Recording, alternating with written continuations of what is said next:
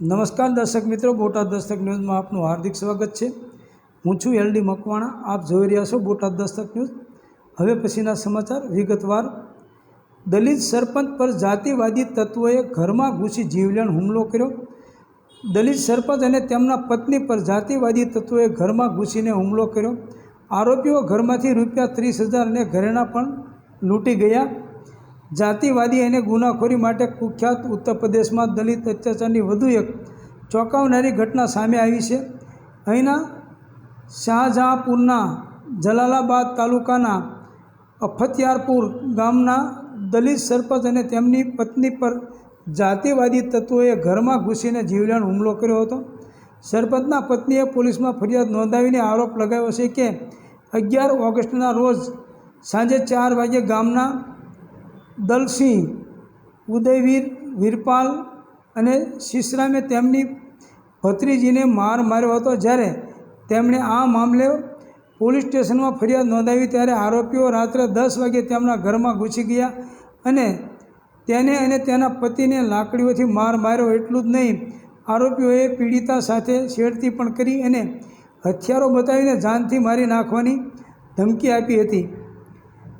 જલાલાબાદ police સ્ટેશનના પીઆઈએ જણાવ્યું હતું કે ફરિયાદ મળી છે અને આ મામલાની તપાસ કરવામાં આવી રહી છે। તપાસ બાદ યોગ્ય કાર્યવાહી કરવામાં આવશે।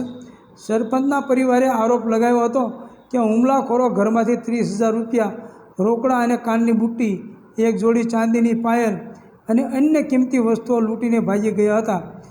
પીડિતાએ પોલીસ પાસે કાર્યવાહીની માંગ કરી છે। તેણીએ જણાવ્યું હતું કે તેને અને તેના પરિવારને આરોપીઓથી જાનમાલનું જોખમ છે, તેથી તેમને પોલીસ રક્ષણ આપવામાં આવે। મહિલાના પતિ હાલમાં સરપંચ છે, ત્યારે સવાલ એ થાય છે કે જો દલિત સમાજની સરપંચ પદે રહેલી વ્યક્તિની આવી હાલત હોય તો સામાન્ય દલિત પર જાતિવાદી તત્વો કેવા અત્યાચારો કરતા હશે। દર્શક મિત્રો, આ તો એક પાછેરામાં પૂણી છે। આવા તો અનેક બનાવો બને છે જેમાં મોટાભાગે ફરિયાદ પણ કરવામાં આવતી નથી। આ ફરિયાદે પીઆઈ એવું કહેશે કે તપાસ ચાલી રહી છે।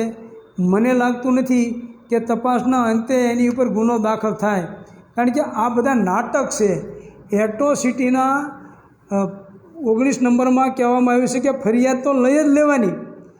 એટ્રોસિટીની ફરિયાદ પોલીસ સ્ટેશન કરવા આવે એટલે ફરિયાદ કાયદેસરની લઈ લેવાનું આવે અને ફરિયાદ લીધા પછી તપાસ કરનાર SC/ST સેલને મોકલી દેવાની આવે। તપાસ SC/ST સેલ કરશે। પોલીસે ફરિયાદ કરવાની કોઈ જરૂર નથી। ફરિયાદ લઈ FR ફાડી અને DYSP SC/ST સેલને મોકલી દેવાની હોય છે। તો આવા નાટક કરવાની કોઈ જરૂર નથી અને આ બાબતે ફરિયાદ લઈ જ લેવામાં આવે અને ગુનો દાખલ કરવામાં આવે એવું બોટાદ દસ્તક ન્યૂઝ કહે છે।